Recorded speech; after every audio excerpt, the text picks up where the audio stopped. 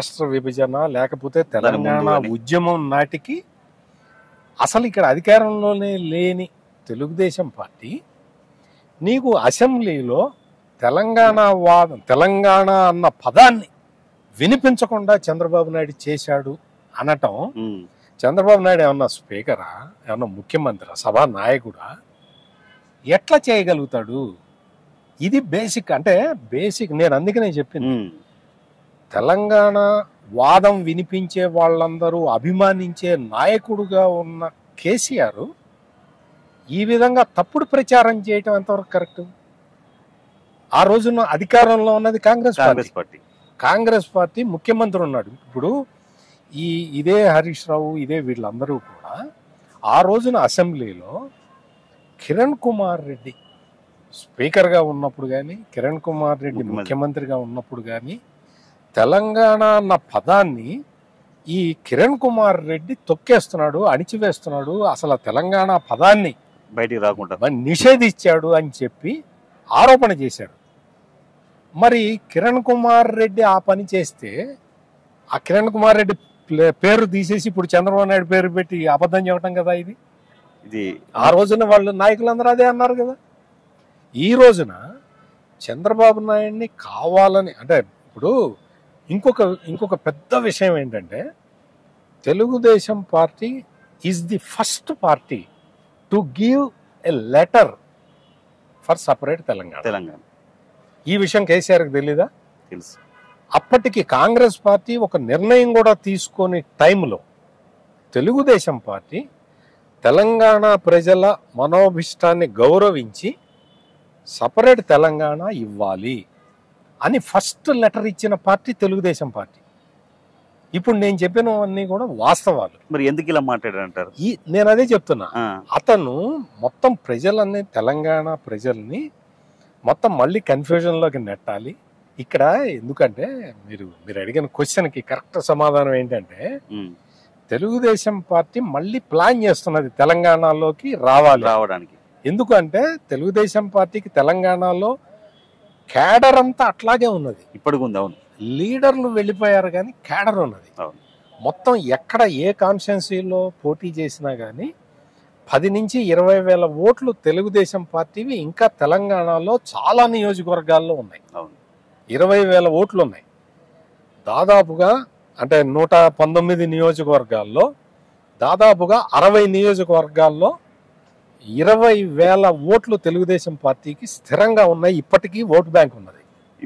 ఇప్పుడున్న situation sir, TDP ఇక్కడ ఉండగలదా ఇప్పుడున్న సిచ్యువేషన్ లో? తెలుగుదేశం పార్టీ చెప్పే కదా నేను, ఇప్పుడు 20 వేల మంది ఓటర్లు ఇంకా 60 నియోజకవర్గాల్లో ఇంకా ఉన్నారు అని నేను చెప్తున్నది అదే. ఈ విషయం కేసీఆర్కి బాగా తెలుసు. అందుకని ఇప్పుడు ఇంతకు ముందర అంటే చంద్రబాబు నాయుడిని అరెస్ట్ చేసినప్పుడు కేటీఆర్ ఒక మాట అన్నాడు, ధర్నాలు మీరు ఎక్కడ ధర్నాలు ఉంటే అక్కడికి వెళ్ళి ఇక్కడ ఎందుకు చేస్తున్నారని చెప్పి మామూలుగా అంటాం కాదు, చాలా దారుణమైన కామెంట్లతో ఆ వ్యాఖ్య చేశాడు. దాంతో ఏమైంది అంటే, మొత్తం తెలుగుదేశం పార్టీ ఎప్పుడైతే తెలంగాణ అసెంబ్లీ ఎన్నికల్లో పోటీ నుంచి ఉపసంహరించుకుందో తెలుగుదేశం ఓటర్లందరూ కూడా బీఆర్ఎస్కి వ్యతిరేకంగా ఓటేశారు. అవును, చీలిపోయారు. బీఆర్ఎస్కి వ్యతిరేకంగా ఓటేస్తే ఆ ఫలితం ఈ రోజున ఇక్కడ ఏంటి అంటే, తెలుగుదేశం పార్టీ మౌనంగా ఉండటంతో ఆ ఎఫెక్ట్ ఎట్లా ఉంటుందో కేసీఆర్కి అర్థమైంది. అందుకని ఈ రోజున ఇప్పుడు మళ్ళీ వచ్చి తెలుగుదేశం పార్టీని విమర్శించే కార్యక్రమాన్ని పెట్టుకున్నాడు తప్ప, కేసీఆర్ ఎన్నిసార్లు ఎంత విమర్శించినా కానీ తెలంగాణలో ఉన్న తెలుగుదేశం పార్టీ ఓటర్లు అక్కడి నుంచి రారు బయటికి. ఇది చాలా సందర్భాల్లో ఎవిడెంట్ అయింది.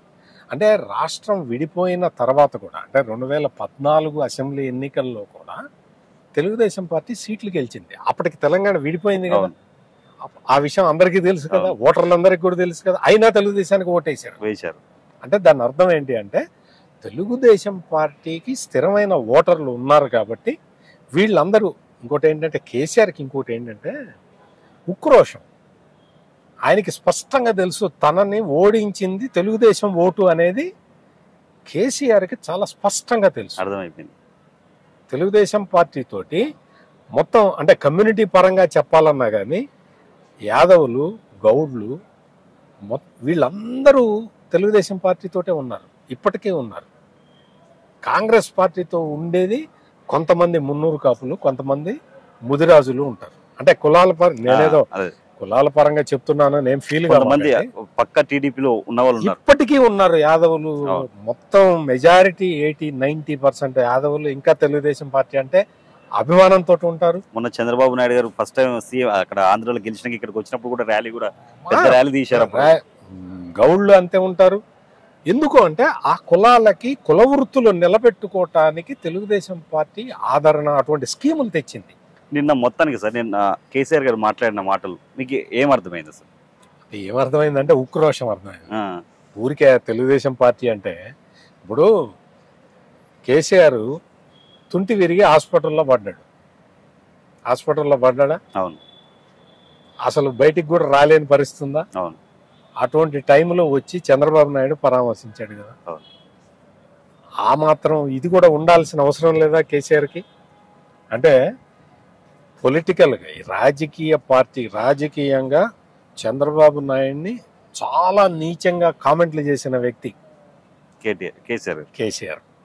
కానీ చంద్రబాబు నాయుడు ఏంటి అంటే మనిషి కష్టాల్లో ఉన్నాడు, తుంటిరిగి హాస్పిటల్లో పడ్డాడు. మనం ఇప్పుడు ఈ రాజకీయపరమైన విషయాలన్నీ మనం ఎందుకు చూడటం, వచ్చి పరామర్శిద్దామని చెప్పి పరామర్శించాడు. అంటే మంచి మనస్సుతోటి చంద్రబాబు నాయుడు ఏదన్నా పని చేస్తే దాన్ని వక్రీకరించి చెప్పటం, దాన్ని పర్సనల్ అంటే నేను పర్సనల్ విషయాలు వేరు, రాజకీయ విషయాలు వేరు, అట్లా చూసే వ్యక్తి చంద్రబాబు నాయుడు, అట్లా చూడని వ్యక్తి కేసీఆర్. సార్ ఎప్పటికైనా ఇప్పుడు నెక్స్ట్ ఎలక్షన్ టైం వరకైనా టీడీపీ తెలంగాణలో ఎవరినైనా ఒక మంచి అధ్యక్షుడిని పెట్టి పార్టీని నిలబెట్టే అవకాశం ఉంది ఇక్కడ. ఇప్పుడు అదే ప్రయత్నం చేస్తున్నారు. అందుకనే కేసీఆర్ కి భయం పుడుతున్నారు. కేసీఆర్కి మెయిన్ గా కాంగ్రెస్ తో భయం లేదు, టీడీపీతో భయం అంటారు. టీడీపీతో భయం. కాంగ్రెస్ ఓటు బ్యాంక్ కాంగ్రెస్ ఉంటుంది. వాళ్ళు కొంత 5-10% అటు ఇటు ఉన్నా కానీ తెలుగుదేశం ఓటు బ్యాంక్ గనక కన్సాలిడేట్ అయిపోతే, అంటే ఒక మంచి లీడర్ ఉండి ఆ క్యాడర్ మొత్తాన్ని ఒకటిగా చేసుకుంటే పుట్టి మునిగేది బీఆర్ఎస్ కి. అందుకని కేసీఆర్ ఈ రోజున ఒక చిత్త భ్రమలో ఉండి తెలుగుదేశం పార్టీని టార్గెట్ చేసి మాట్లాడుతుండే. అసలు వాస్తవంగా నువ్వు 10 సంవత్సరాలు అధికారంలో ఉన్నావా? ఇప్పుడు కాంగ్రెస్ పార్టీ అధికారంలోకి వచ్చిందా? తెలుగుదేశం ప్రమేయం ఎక్కడుంది? తెలుగుదేశం ప్రస్తావన ఎక్కడుంది? తెలుగుదేశం ఎక్కడైనా అంటే నిర్ణయాత్మక శక్తిగా లేదు కదా, అంటే నిర్ణయాలు తీసుకునే పొలిటికల్ ఎరీనాలో లేదు కదా. నువ్వేదో భయపడుతున్నావు. ఇప్పటికీ నువ్వు చంద్రబాబు నాయుడిని చూసి ఎందుకు విషయం కక్కుతున్నావు? ఒకటి ఏంటంటే కాంగ్రెస్ ని తిడుతుంటాడు ఒకవైపు, ఇంకోవైపు ఏమో ఓ మహానాయకుడు వైఎస్ రాజశేఖర్ రెడ్డి ఓ ఆరోగ్యశ్రీ పెట్టాడు, అది పెట్టాడు, అలాగే మేము ఉంచాం. ఇదే ఆరోగ్యశ్రీని కేసీఆర్ ముఖ్యమంత్రిగా ఉండగా ఇది ఒక ఫాల్తూ పథకం అని తిట్టాడు. ఇది ఒక ఫాల్తూ పథకం, దీనివల్ల మొత్తం గవర్నమెంట్ హాస్పిటల్ వ్యవస్థ మొత్తం నాశనం అయిపోయిందని చెప్పాడు. మరి ఈ రోజున ఎందుకు పొగుడుతున్నావు రాజశేఖర్ రెడ్డిని? అంటే జగన్మోహన్ రెడ్డితో కలిసి నువ్వు పని చేశావు అంటానికి ఇటువంటివి 1,00,000 ఉదాహరణలు ఉన్నాయి. నువ్వు జగన్మోహన్ రెడ్డి ఏం చేస్తాడు అక్కడ? ఆంధ్రప్రదేశ్ని నాశనం చేస్తాడు. నీకు అది కావాలి. ఈ రోజున చంద్రబాబు నాయుడు వచ్చి మళ్ళీ రాజధాని కడుతున్నాడు. అక్కడేమో రియల్ ఎస్టేట్ అక్కడ పెరుగుతున్నది, తెలంగాణలోనేమో తగ్గిపోతుందని చెప్తున్నాడు. అసలు ఇంకొక విషయం చెప్పమంటారా? నువ్వు ఎకరం 100 కోట్లకి 200 కోట్లకి అమ్మటం అభివృద్ధి అని చెప్తున్నాడు ఈ కేసీఆర్. 10 సంవత్సరాలు ముఖ్యమంత్రిగా ఉన్న వ్యక్తి అది అభివృద్ధి అంటున్నాడు. అది అభివృద్ధి కాదు కేసీఆర్. అపార్ట్మెంట్ ఈ రోజున అపార్ట్మెంట్ కొనాలి అంటే 1 కోటి 2 కోట్లు 3 కోట్లకి పెరిగిపోతుంది. సామాన్య ప్రజలు ఎట్ట బతక? నీలాగా డబ్బులు ఉన్న వాళ్ళు అయితే బతుకుతారు. సామాన్య ప్రజలు కొనే పరిస్థితి లేదు. అసలు సామాన్య ప్రజలు అసలు ఒక అపార్ట్మెంట్, డబుల్ బెడ్రూమ్ అపార్ట్మెంట్ కొనుక్కోటానికి అవకాశం లేకుండా చేసిన వ్యక్తి కేసీఆర్. ఈ రోజున మళ్ళీ రేట్లు కొంచెం తగ్గుతూ ఉన్నాయి, మొత్తం డౌన్ అయిపోయాయి. తగ్గుతూ ఉన్నాయి. తప్పేంటి అందులో? కోకాపేటలో ఎకరం 100 కోట్లు 150 కోట్లు అమ్మేదని చెప్తున్నాడు. అదే అభివృద్ధి అంటే. అభివృద్ధి అంటే ఏంటంటే నువ్వు అభివృద్ధి చెందావు, నీ పరివారం అంతా అభివృద్ధి చెందింది. నువ్వు కాళేశ్వరం ప్రాజెక్టు కట్టావు, ఆ కాళేశ్వరం ప్రాజెక్టులో ఎన్ని బొక్కలు ఉన్నాయో రేవంత్ రెడ్డి బయటికి తీస్తున్నాడు. ముందర వాటికి సమాధానం చెప్పాలి. ఇది కేసీఆర్ చేయాల్సిన పని. నా అడ్వైజ్ ఏంటంటే, కేసీఆర్ అనుకుంటుంటాడు ఆయన పెద్ద రాజకీయ దురంధరుడు అనుకుంటాడు. చాలా తప్పు. కేసీఆర్కి పాలిటిక్స్లో బేసిక్స్ కూడా తెలియదు. కేవలం ఉద్యమంలో తెలంగాణ ప్రజల సెంటిమెంట్ను అడ్డం పెట్టుకుని అధికారంలోకి వచ్చాడు. రాజకీయం తెలిసిన వాడైతే కేసీఆర్ చంద్రబాబు నాయుడిని విమర్శించకూడదు. ఎప్పుడైనా సరే కేసీఆర్ చంద్రబాబుని విమర్శించిన ప్రతిసారి ఎదురు దెబ్బే తగులుతుంది, మీరు చూసుకోండి. అంటే ఇప్పుడు కేసీఆర్ గారు నిజంగా తెలంగాణ కోసం పోరాడలేదంటారా? కేసీఆర్ తెలంగాణ కోసం పోరాడలేదని కాదు, కేసీఆర్ తెలంగాణ కోసమే పోరాడాడు. ఆ క్రమంలో ఆంధ్ర వాళ్ళని అమరాభూతులు తిట్టాడు. నువ్వు అది ఆయన స్ట్రాటజీ అనుకున్నాడు. ఆ తర్వాత అధికారంలోకి వచ్చిన తర్వాత ఆంధ్ర వాళ్ళతో కలిసి పనిచేశాడు. ఆంధ్ర వ్యాపారస్తులతో కలిసి పనిచేశాడు.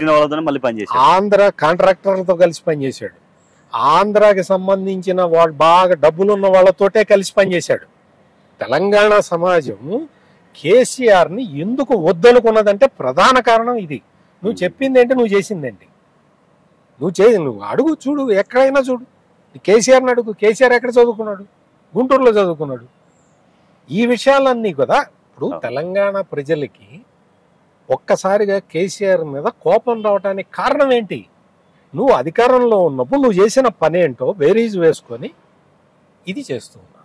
అది కేసీఆర్ గమనించాల్సిన విషయం. ఇది ఆంధ్ర ప్రజలు, హైదరాబాదులో ఉన్న ఆంధ్ర ప్రజలకి కాల్లో ముళ్ళు దిగితే పంటితో తీస్తా అన్నాడు నువ్వు అని ఆంధ్ర వాళ్ళందరూ ఓటేశారు. ఆంధ్ర వాళ్ళందరూ ఓటేసిన తర్వాత నువ్వు అంటే ఉద్యమ సమయంలోనేమో బూతులు తిట్టావు, ఆ తర్వాత ఏమో ఈ మాట చెప్పావు, ఆ తర్వాత ఏమో అధికారంలో వాళ్ళకే పార్టిసిపేషన్ ఇచ్చావు, కాంట్రాక్టర్లు ఆంధ్ర వాళ్ళని తెచ్చి పని చేయించావు, డబ్బులన్నీ ప్రాఫిట్ అంతా వాళ్ళకి వెళ్ళేలాగా చేసావు. నువ్వు చేసినవన్నీ తెలంగాణ సమాజం గ్రహించింది కాబట్టే ఈరోజు నీ పరిస్థితి ఉంది. ఇప్పుడు వచ్చి మళ్ళీ తప్పుడు వాదనలు. కిరణ్ కుమార్ రెడ్డి ఆ మాట అంటే చంద్రబాబు నాయుడు అన్నాడని చెప్పడం ఏంటి? రాజశేఖర్ రెడ్డి ఆరోగ్యశ్రీని తీసుకొచ్చి అద్భుతమైన పథకం, మరి అంత ముందర నువ్వు ఎందుకు తిట్టావు? అంతకు ముందు ఆరోగ్యశ్రీని నువ్వు ఎందుకు తిట్టావు?